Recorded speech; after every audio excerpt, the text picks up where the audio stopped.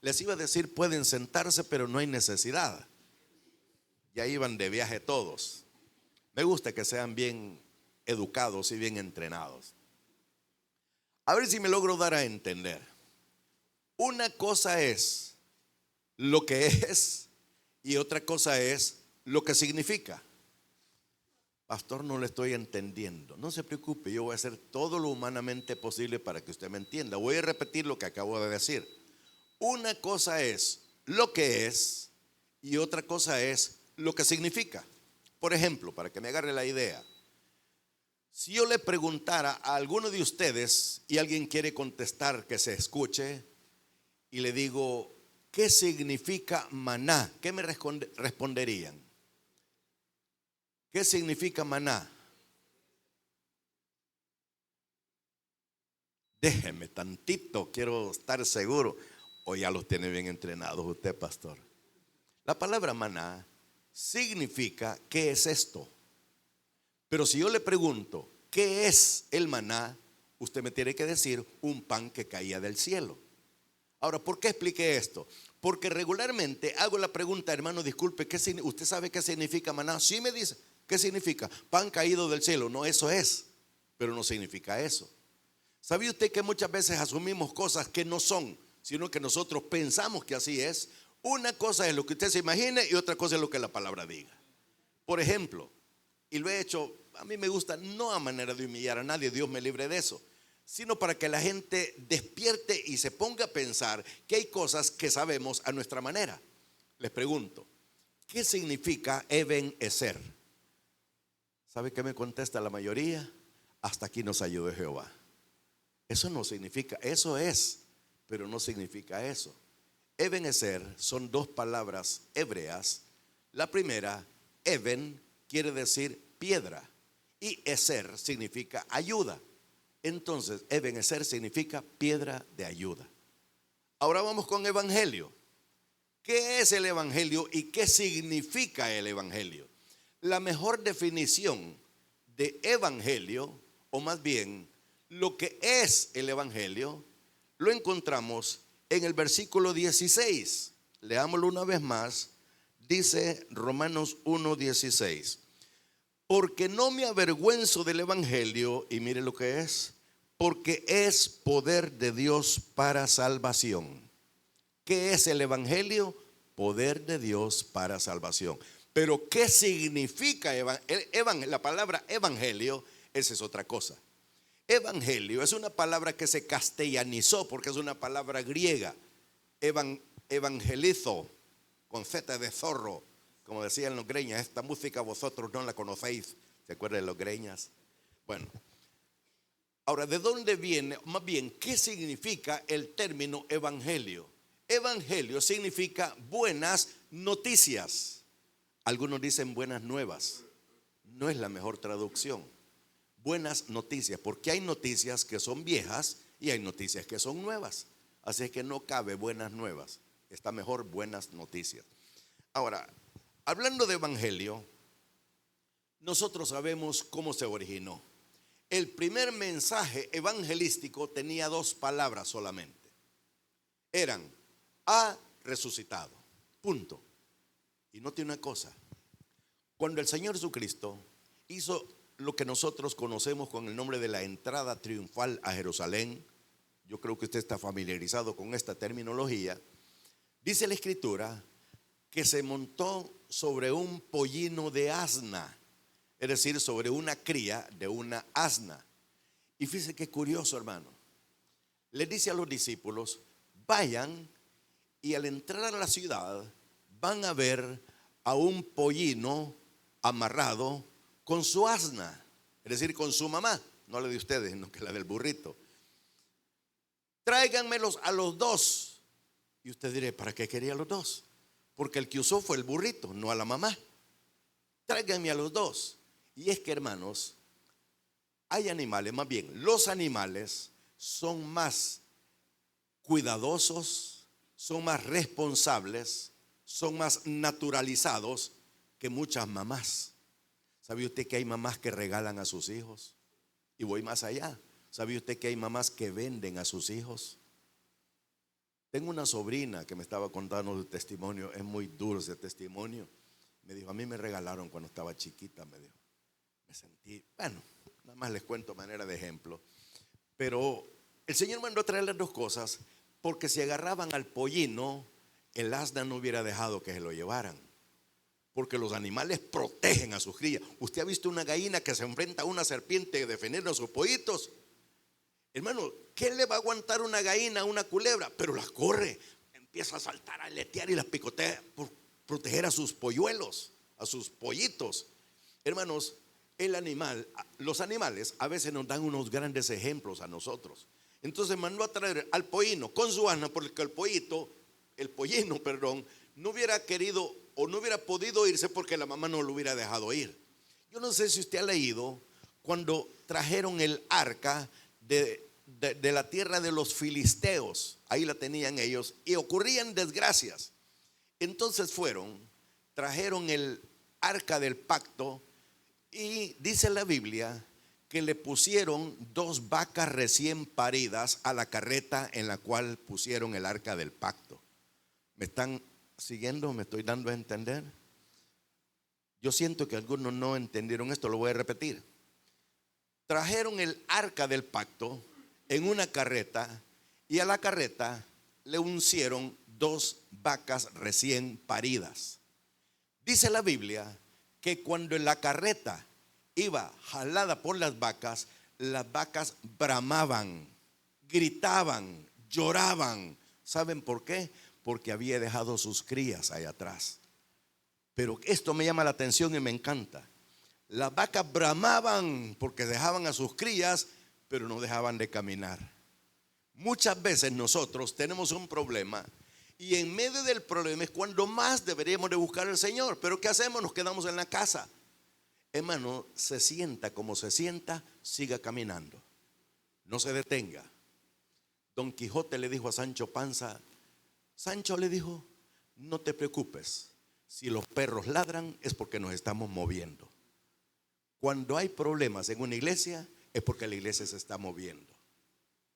Al palo que le tiran más pedradas es el que da más frutos y mejores. Los mangos maduros, hay unos mangos que le llaman ciruela. Mejor no sigo porque, bueno, pero quiero mencionar otra cosa.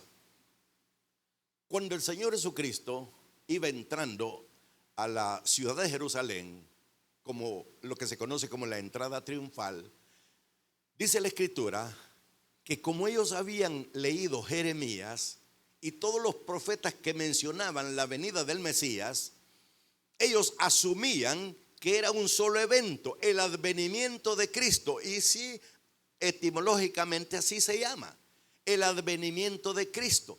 Pero lo que los profetas no entendían era el tiempo del advenimiento de Cristo. En teología esto se llama la perspectiva profética o los valles proféticos. El profeta, antes se le llamaba vidente, veía una serie de acontecimientos en forma de montañas. Por ejemplo, Daniel, en el capítulo 9, versículo 24 al 27, dice que Daniel vio 3 series de semanas de años.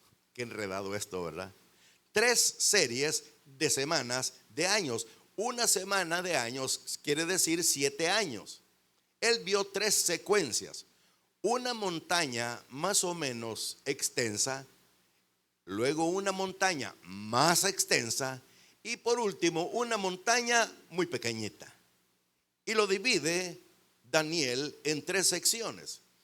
Dice él, vi 7 semanas y después 62 semanas y después una última semana. La primera semana, es decir, la primera montaña, el primer evento escatológico es desde el año 444 antes de Cristo, cuando Artajerjes le dijo a Esdras y a Nehemías que regresaran a Jerusalén a reconstruir la ciudad, los muros y el santuario. Él contó 7 semanas. Quiere decir que desde el año 444 hasta el año, ¿sabe usted en qué año nació el Señor? En el año 6 después de Cristo. Bueno, ¿y por qué no vino cuando dijo? Si es que él no había dicho. Y Dios va a hacer las cosas cuando Él quiere, no cuando nosotros le digamos. Es decir, no caiga en el error de la herejía moderna que se llama confesión positiva de fe. ¿Qué dice la confesión positiva de fe? Lo que declaras con tu boca, eso va a suceder. Hasta donde yo sé, yo sigo siendo siervo de Dios y Él sigue siendo mi amo, mi rey, mi jefe. Él es el que me manda a mí, no yo a Él. Tenga cuidado con, declárelo, hermano. Confesión positiva de fe, ni mencione esa frase. La primera secuencia, entonces, 7 semanas de años.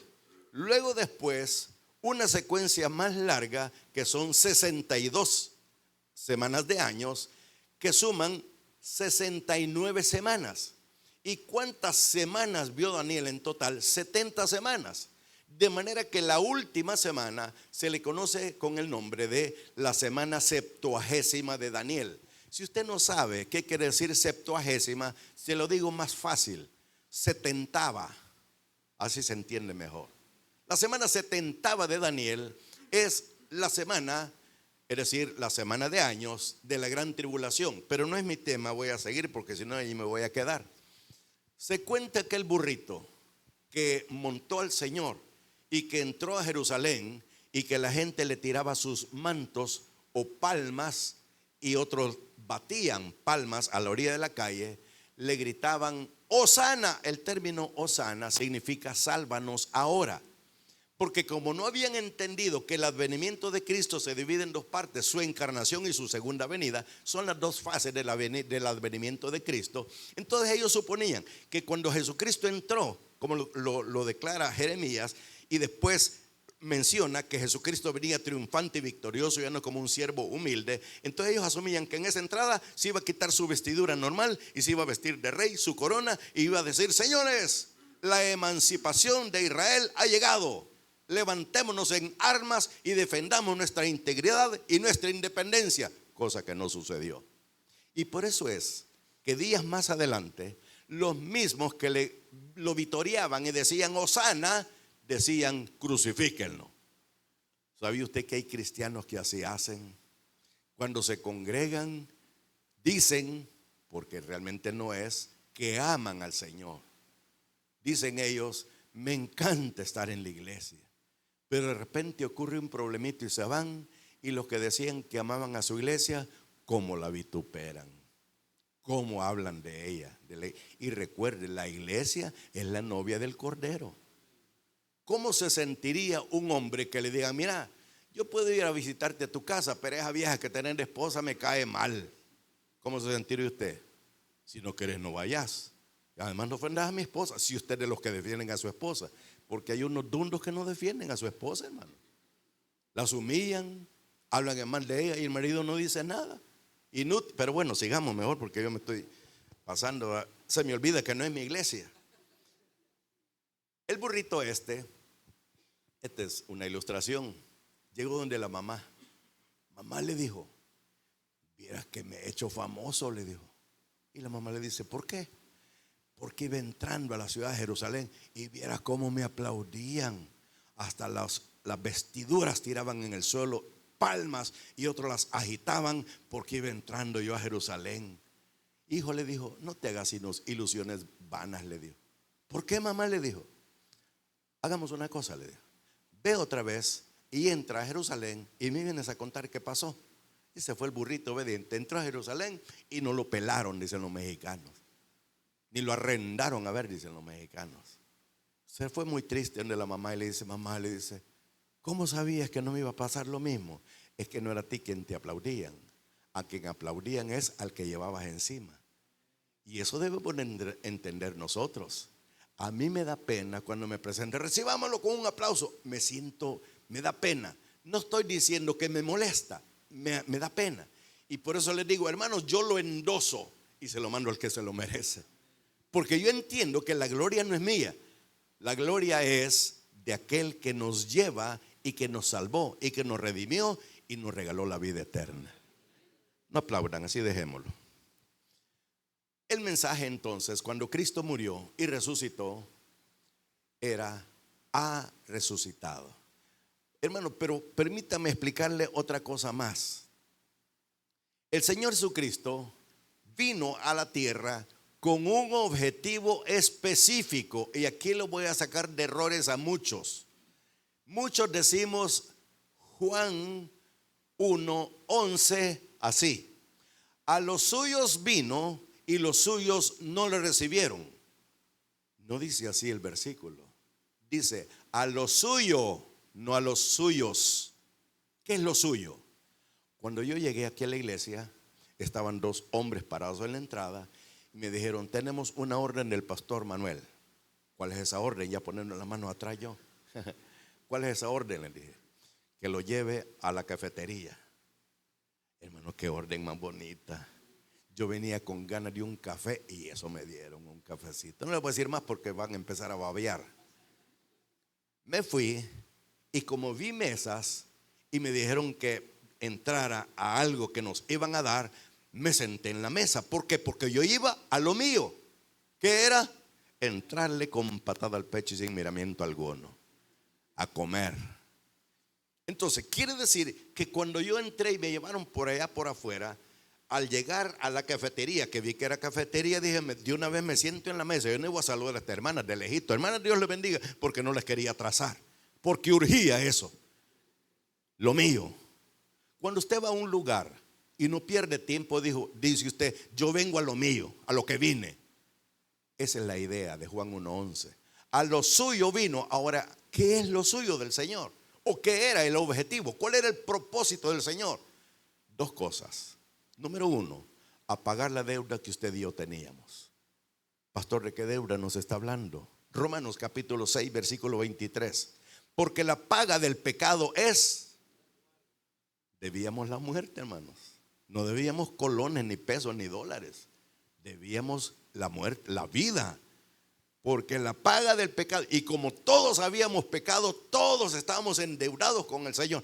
Él vino y pagó esa deuda. En la cruz, Él mencionó 7 frases o palabras, según como usted lo tome, desde la cruz. 7 frases. Los comentaristas le llaman las 7 palabras. La primera fue: Padre, perdónalos porque no saben lo que hacen. Pero quiero referirme a la penúltima y a la última. Voy a empezar por la última. En la última dijo: Señor Padre, en tus manos encomiendo mi espíritu. Y termina diciendo: y expiró. Pero en la penúltima, el Señor había perdido mucha sangre. Usted conoce, si vio la película La Pasión, es el documental más cerca de lo que la Biblia menciona de la muerte y el sufrimiento de Jesucristo. Entonces, cuando Cristo estaba débil, colgado en la cruz, agarró fuerzas, no sé de dónde, y gritó. Me voy a alejar el micrófono para no dañarle sus oídos. Y gritó así: ¡Tetelestai! ¿Por qué lo hizo con ese sonido tan fuerte? Porque era un orgullo para él y una satisfacción que había pagado la deuda suya y la mía con la muerte de él. Gloria a Dios. Note una cosa. La palabra tetelestai en nuestra Biblia se tradujo consumado es. Sí, tiene acepción, tiene ese equivalente, está bien. Pero la mejor traducción es: la deuda ha sido pagada. Eso es lo que significa tetelestai. La deuda ha sido pagada. Ese es el primer objetivo con el Señor, por lo que el Señor vino. El segundo fue redimirlo a usted y a mí. Pastor, ¿y qué es redención? Se lo voy a explicar con una ilustración infantil que todos lo van a entender. Había un niño que vivía en el campo y había hecho a puro machete. Ustedes saben qué es machete, ¿verdad? No se me hagan. Los mexicanos les entiendo que no me entiendan, pero usted sí me entiende perfectamente. Y les decía: hermano, no se dejen entuturutar. Me decían: pastor, ¿qué es eso? Es una palabra hebrea que significa confundir. El niño había hecho un barquito a puro machete y lo había tallado y le había quedado bien bonito. Y su entretenimiento era llegar al río que le quedaba cerca del rancho, lo ponía en el río y se iba corriendo siguiendo al barquito en la correntada. Lo agarraba, regresaba, lo ponía, lo volvía a poner, salía. En eso pasaba toda la mañana este niño. Disfrutaba jugando con su barquito. Pues una vez pone el barquito y cuando iba a empezar a seguirlo venía la repunta. ¿Ustedes saben qué es la repunta? Para los que no saben, porque algunos no dijeron nada, no va a haber que digan, lo hubiera explicado y yo que sé qué es eso. La repunta es cuando en el pueblo anterior ya empezó a llover y trae un montón de agua y se lleva todo, hasta los palos que están en la orilla. Venía la repunta y se lleva el barquito. El niño se quedó muy triste, se va para donde el papá y le dice, papá, le dijo, viera lo que me acaba de pasar. ¿Qué te pasó, hijo? Y le contó la historia. Hijo, le dijo, no te preocupes, el domingo vamos a ir al pueblo, le dijo, y ahí compramos otro barquito. Pero papá, le dijo, no es lo mismo, pero ¿cómo recuperamos ese si ya no está? Está bien. El papá de este niño no era como muchos de nosotros, que les prometemos a nuestros hijos cosas y nunca les cumplimos. ¿Sabe usted que los niños a veces desconfían de sus papás porque somos mentirosos? Cualquier parecido es pura coincidencia. Los nombres han sido cambiados para protección de los protagonistas. Y sí, realmente el domingo fueron al pueblo. Andaban viendo vitrinas, decimos nosotros. Andaban viendo escaparates, exhibidores, como usted les quiera llamar. Viendo. Papá, le dijo, mira lo que está ahí. ¿Qué le dijo? Mi barquito. Hijo, le dice, no puede ser, le dijo. Papá, si yo lo conozco, si yo lo hice, mi barquito. Mira, hijo, le dijo, vamos a hacer una cosa. ¿Trajiste el cuchito, la alcancía? Sí, papá, muy bien, entremos. Y no va a decir que es tuyo, da pena, le dijo. Se va a ofender el dueño, a ver cómo lo consigue, pero entré bien, entraron. Señor, le dijo, el barquito que está ahí en la vitrina, le dijo, ¿está en venta? Por supuesto que sí, le dijo. ¿Cuánto cuesta? Le dijo. $5.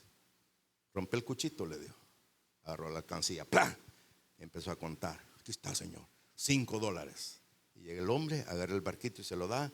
Y el niño agarra el barquito, se lo pone contra su pecho y le dice, ay, barquito, ahora te quiero el doble. Te quiero porque te hice y te quiero porque te redimí. Esa es la redención. Nosotros le pertenecíamos al Señor.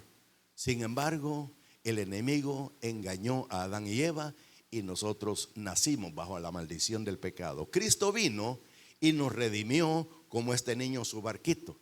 El Señor ya lo amaba, antes de que usted lo conociera, él ya lo amaba.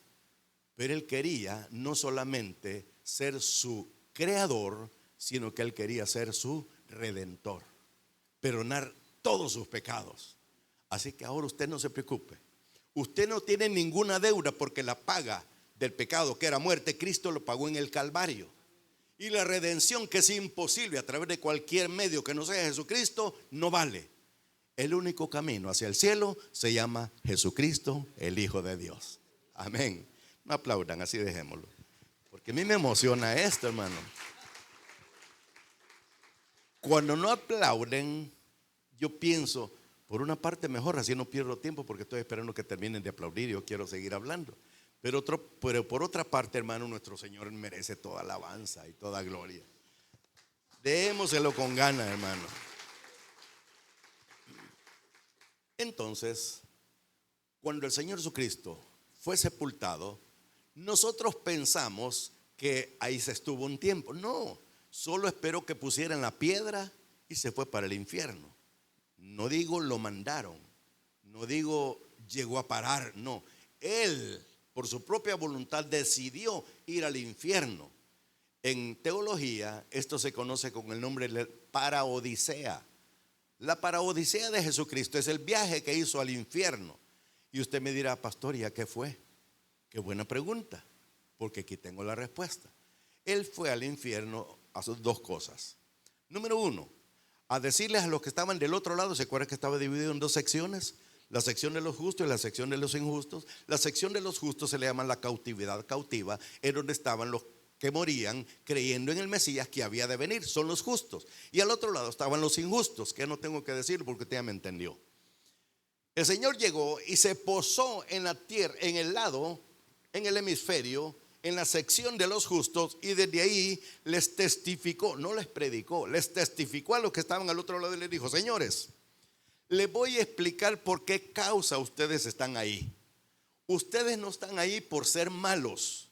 Ustedes no están ahí por algo que hicieron. Ustedes están ahí por haber rechazado a Jesucristo y su mensaje de salvación. Primera cosa.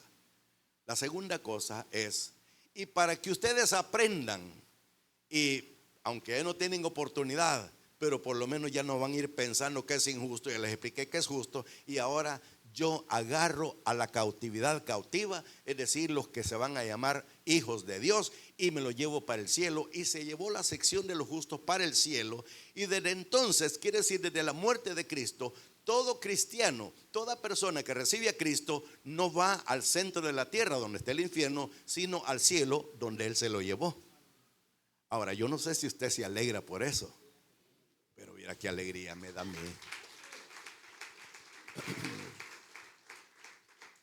Solo pensemos una cosa: ¿quién de nosotros era digno de llegar al cielo? Nadie. Dicen los gringos, nobody but me. Nadie, solo yo. Hermanos, nadie tenía el derecho o nadie podía entrar al cielo sino solamente a través del hilo de la sangre. Le llama un autor de un libro que así se llama, el hilo de la sangre. Porque por si usted no lo sabía, me estoy yendo por la vereda tropical, pero no importa. Y seguramente usted esté diciendo, maestro, a ver, ¿para qué trajo esa tableta y no estoy usando el bosquejo? No se preocupe. Si yo estudié homilética, pero no la quiero usar. Yo lo que quiero es que usted aprenda esto que le estoy enseñando, porque ¿sí? ¿Por qué lo estoy diciendo? No sé, pero seguramente el Señor sí sabe por qué lo estoy diciendo. Entonces, no me acuerdo qué les estaba diciendo, me fue la piscucha. ¿Qué estaba diciendo? No saben ustedes tampoco. O se están haciendo para que yo me acuerde. Ok. Entonces quiero explicar esto también. Cuando el Señor permitió que la piedra del sepulcro fuera quitada, no es porque Él quería salir de ahí. Él no necesitaba quitar la piedra. Y le voy a decir esto y después se lo explico.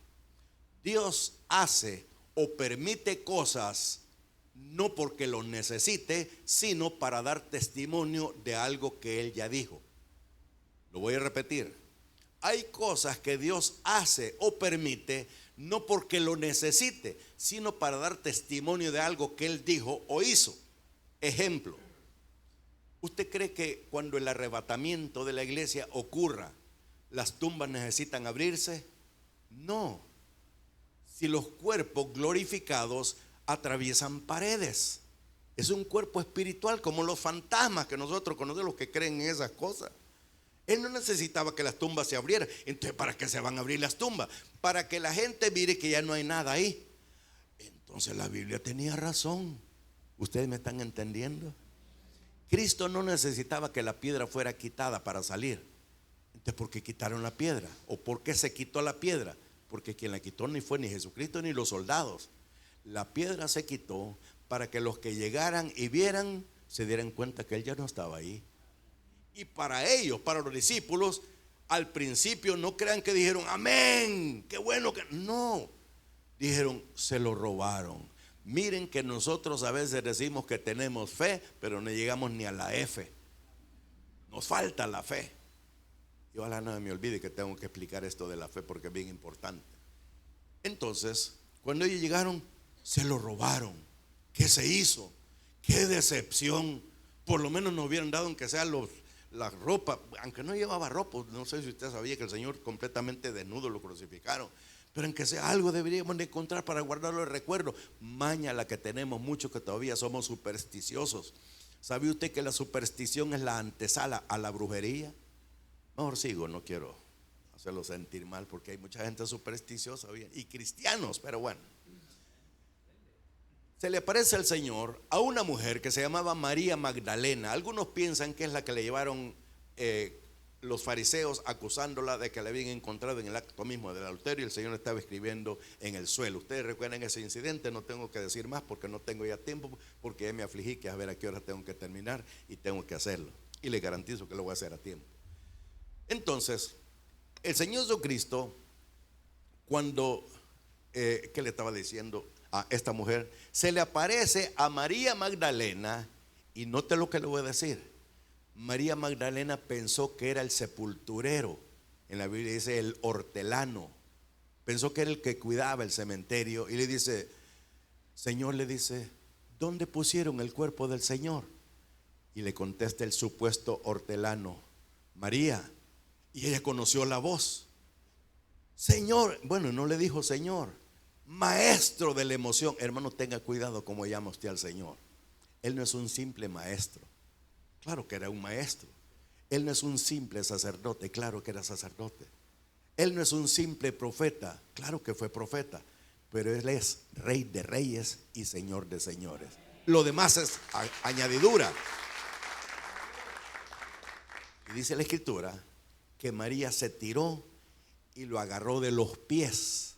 Un evangelio dice que Jesús le dijo a María: María, no me toques, porque no he subido al Padre. Pero no dice así realmente. Le dijo: María, suéltame, que tengo que ir a entregar el sacrificio, porque María no lo soltaba. Ahora la pregunta es: ¿por qué se le apareció a una mujer primero? Para que la noticia corriera más rápido, hermano. Aquí no tengo que explicar tanto, ustedes la agarran al vuelo. Mire, hermano, hay cosas en la Biblia que usted quizás nunca se ha preguntado. Por ejemplo, la pregunta: pastor, ¿por qué Dios dedicó 5 días para crear cosas y animales y hasta el 6.º día hizo al hombre? Dios hizo al hombre, por último, porque el hombre es muy metido. Me refiero a la humanidad. No es cierto que si hubiera creado primero al hombre, el hombre no lo hubiera dejado crear. Señor, ¿y por qué le va? Mira cuántas chiches le vas a poner a la vaca y a la mujer solo. No, no es cierto que nos encanta opinar. Pastor, ¿por qué puso? ¿Qué te importa? Ven a gozarte a la casa del Señor y deja de criticar. Por eso el Señor creó bien a gusto y por último creó al hombre.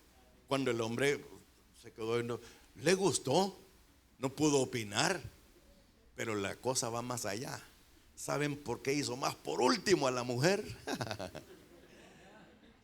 Con el perdón de las damas que aman al Señor. Si el Señor hubiera creado primero a la mujer y después al hombre, todavía estuviera creando hombres y la mujer le diría: no es mi tipo. Pero bueno, esta es una bayuncada, no me hagan caso. Quiero ahora hablar acerca de la fe. Leímos aquí un versículo que impactó al reformador Martín Lutero. Es el versículo 17. Dice Romanos 1:17: porque en el evangelio la justicia traduzca equidad, igualdad, es decir, sin favoritismos. Esa es justicia. Los humanos somos injustos porque tenemos favoritismo. ¿No es cierto que a algunos los saludamos con una gran sonrisa y a otros apenas los saludamos solo por salir del compromiso? Aunque no digan amén, pero es cierto lo que estoy diciendo. Esa es injusticia, no es justicia. Porque dice, repito, porque en el evangelio la justicia de Dios se revela por fe y para fe. Aquí voy con esto. ¿Por qué dice por fe y para fe? El significado es por medio de la fe para llegar a la fe. Pastores, esa es una cacofonía, esa es una repetición, no se entiende esto. ¿Qué error más grande? Un momento, la Biblia no tiene ningún error. Somos nosotros los que no entendemos la Biblia como el Señor quiere que la entendamos. Cuando dice el Señor, porque la justicia se revela por fe y para fe, es esto. La fe existe en 3 niveles o 3 peldaños. La fe, primer peldaño, primer nivel, el más básico, el más elemental, es la fe para salvación. La fe para salvación. ¿Cuál es esa, pastor? Efesios capítulo 2, versículos 8 y 9. Porque por gracia sois salvos, ¿por medio de qué? Esa es la fe natural. La fe más elemental se llama fe natural o fe común. ¿Quiénes tienen esa fe? Todos, aunque no sean cristianos. ¿De dónde sacó eso, pastor? ¿Usted se acuerda cuando Dios hizo al primer hombre? Era un muñeco, inerte. Pero el Señor sopló en su nariz, dice la Biblia. Y al soplar en su nariz, aquel muñeco pasó a ser un alma viviente. Escuche esto. En hebreo se dice ruaj, R-U-A-J. En griego se dice neuma, con P al principio. Neuma. Son 2 palabras aparentemente distintas, pero es la misma en diferente idioma. En castellano, ruaj Y neuma significa aliento, aire, viento y espíritu. Por eso usted se acuerda cuando el Señor tuvo una entrevista con Nicodemo en el capítulo 3 del Evangelio de Juan. Gracias a Dios por un amén a la penita que oí por ahí. Los demás, no importa que no dijeron amén, pero voy a seguir. Dice la Escritura que cuando el Señor sopló en la nariz de aquel primer muñeco que hizo, puso, escuche bien, puso espíritu, no su espíritu, puso espíritu, quiere decir puso aliento. Entonces, quiere decir que todos los seres humanos tienen algo de Dios ahí adentro, que es el hálito de vida. Y por eso dice Eclesiastés que el hombre vuelve al polvo de donde vino y su espíritu, es decir, el hálito de vida, el soplo de vida, vuelve a Dios quien lo dio. No está hablando si es cristiano o no es cristiano, porque ahí no tiene nada que ver. Entonces la fe más sencilla es la fe natural o fe común que menciona Efesios 2, 8 y 9. Cuando le entregamos nuestra vida a Cristo, cuando recibimos a Cristo, como usted quiere llamarle, cuando nos convertimos al Señor, entonces se nos adjudicó un segundo peldaño o un segundo nivel de fe, que es la fe que describe Gálatas capítulo 5 versículos 22 y 23, que dice: mas el fruto del Espíritu es amor, gozo, paz, paciencia, benignidad, fe, mansedumbre, templanza, bondad. Contra tales cosas no hay ley. Qué bueno que se lo saben de memoria, así no perdemos tiempo. ¿Qué nos dio? Fe. Además de las otras 8 cosas, nos dio fe. Quiere decir, nos subió el peldaño de fe. Ahora, esa fe que tenemos, el doctor Paul Yonggi Cho, el pastor de la iglesia más grande de todo el mundo, hizo una nomenclatura que nos sirve para distinguir entre la fe como fruto del Espíritu y la fe como un don del Espíritu Santo, que ya lo voy a explicar más adelante. Entonces nosotros como cristianos tenemos la fe como fruto del Espíritu, porque el Espíritu, al recibir a Cristo, entra el Espíritu Santo en su vida. El Espíritu Santo nunca entra después de Jesucristo. ¿Por qué digo esto? Porque hay iglesias, y yo sé lo que estoy diciendo, yo les dije, yo soy bauticostal y yo conozco las 2 escuelas. Las iglesias estas que les menciono piensan que usted recibe a Cristo y después pueden ser días, semanas, meses o años, usted recibe el bautismo en el Espíritu Santo, porque entonces entra el Espíritu. Eso no es bíblico. ¿Sabe por qué? Porque la Trinidad está en una forma compacta, amalgamada. No sé si me entiende esta terminología, pero no encuentro otra palabra. Es decir, la Trinidad no se puede dividir. Donde está uno, están los 3. Y uno solo es Dios, pero la deidad en sí es la Trinidad.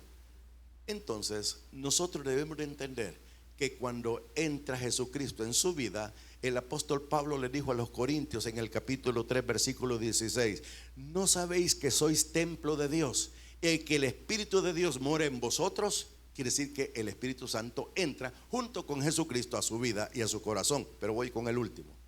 El último peldaño de fe es la fe que el hermano Paul Yonggi Cho le puso la fe rema. Para los que están tomando notas, rema se escribe R-H-E-M-A, rema. La fe logos es una fe genérica, pero la fe rema es una fe específica. Pastor, me lo podría explicar con mucho gusto. ¿Usted se acuerda de Ananías, Misael y Azarías? Solo el pastor, los demás ya se les olvidó. Verá que da tristeza que no estudien, pastor. Ananías, Misael y Azarías son los nombres hebreos de los que allá en Babilonia les pusieron un nombre caldeo de dioses paganos: Sadrach, Mesach y Abednego. Y no es cierto que los nombres paganos son los que se nos quedan y los nombres originales hebreos bíblicos no se nos quedan. No dicen amén, pero es cierto. Bueno, se presentan estos 3 varones hebreos ante el rey Nabucodonosor porque no quisieron adorar la estatua que él había levantado. Y le dice: Sadrach, Mesach y Abednego, es cierto que ustedes no se postraron al son de la bocina, el tamboril, la zampoña y todos los animales de música, no se postraron ante la imagen que yo levanté. Y le dijeron ellos: no te responderemos en tal asunto. Al rey Usted tendría valor de una persona mayor o importante decirle: no necesito contestarte. Cuando la policía nos para, hasta nos ponemos, porque es autoridad. Pero ellos tuvieron la osadía de decirle: no te responderemos. Se enojó Nabucodonosor y dijo: ¿saben ustedes que si no adoran esa imagen van a ser echados en el lago, en el horno de fuego que he preparado?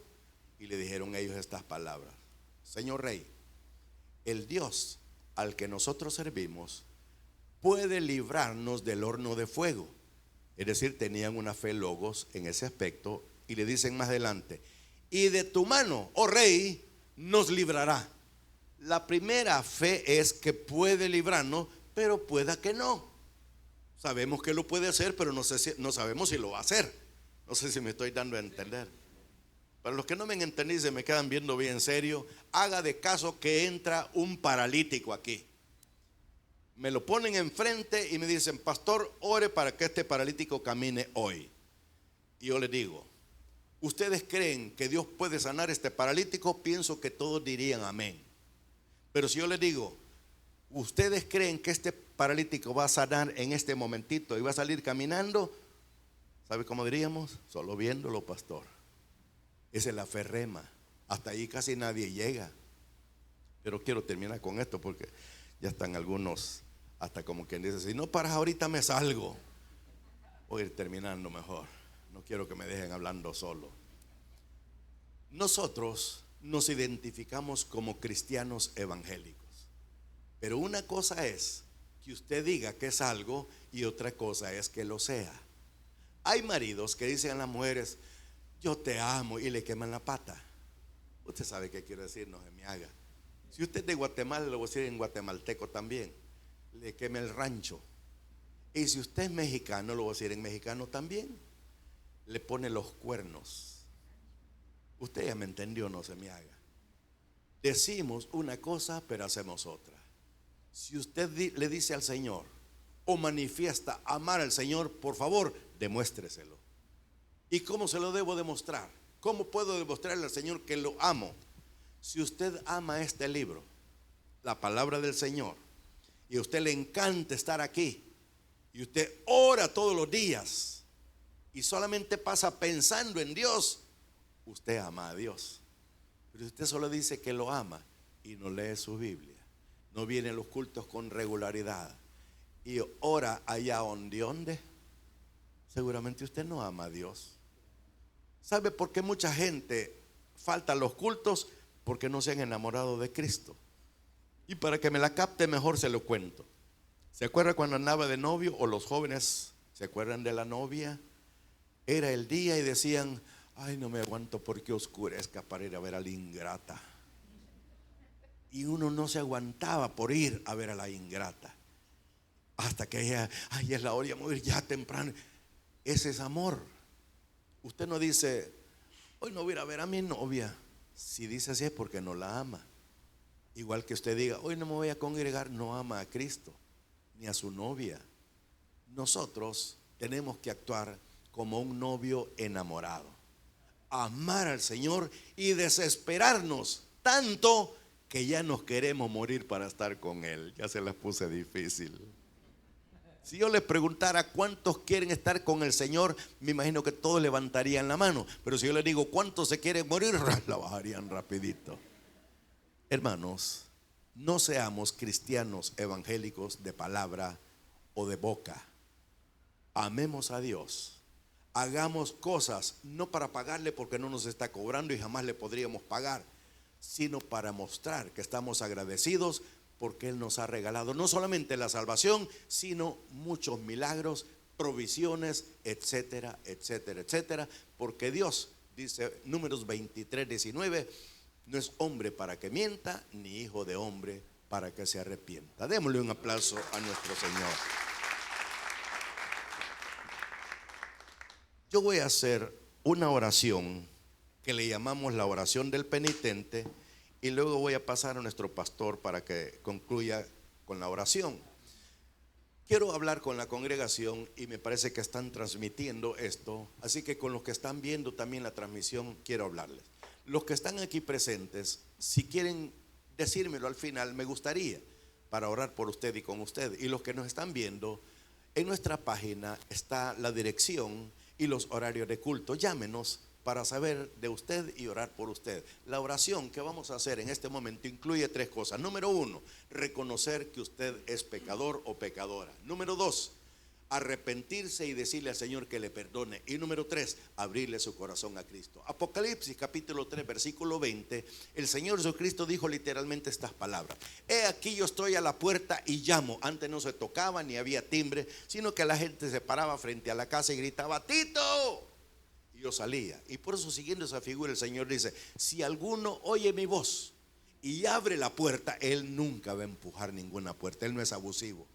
Si alguno oye mi voz y abre la puerta, y esta es una promesa, entraré. No dice voy a ver si me gusta, voy a ver si me conviene. Él dijo entraré. Y repito el versículo, Números 23, 19, Dios no es hombre para que mienta, ni hijo de hombre para que se arrepienta. Si Él dijo entraré, le garantizo que va a entrar. Entraré a Él, cenaré con Él y Él conmigo. Incline su rostro, cierre sus ojos, y si alguien quiere repetir esta oración, hágalo y después me cuenta. Señor Jesús, reconozco y admito que soy pecador. Te he ofendido consciente o inconscientemente, y por eso, Señor, en este momento me presento delante de ti arrepentido para suplicarte que perdones y que borres todos mis pecados. Sé que eres Dios, que moriste en la cruz para salvarme del pecado, de la muerte y del infierno. Por eso, Señor, en este mismo momento me presento delante de ti para abrirte mi corazón y suplicarte que entres a morar en él. Por la fe, a partir de hoy, sé que soy salvo, sé que soy hijo de Dios y heredero del reino de los cielos. Amén.